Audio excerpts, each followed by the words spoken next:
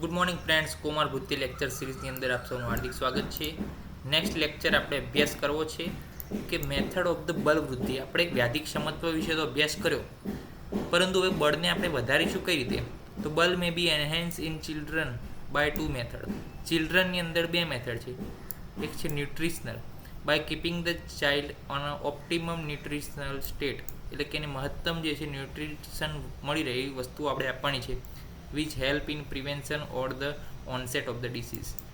અને ન્યુટ્રિશન જેની વેલ્યુ ચાઇલ્ડની વધારે હશે, જે બેબીની અંદર ન્યુટ્રિશન, વિટામિન્સ, મિનરલ્સ વધારે હશે, એની અંદર ઇમ્યુનિટી પણ શું હશે? વધારે હશે.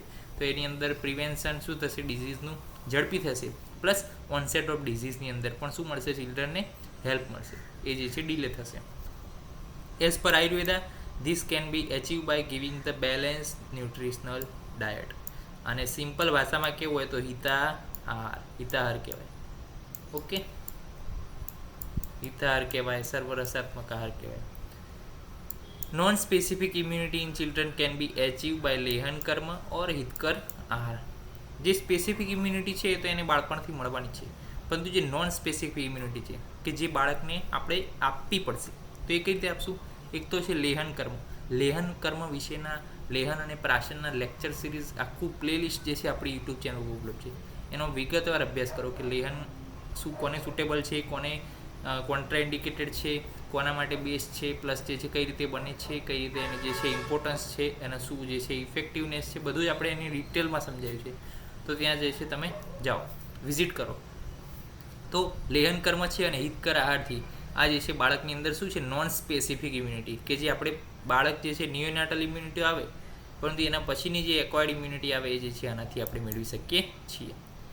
અને બીજી મેથડ છે બાળકની જે ઇમ્યુનિટી, બાળકનું જે બળ વધારવાની, એ છે બાયોલોજિસ્ટિક્સ.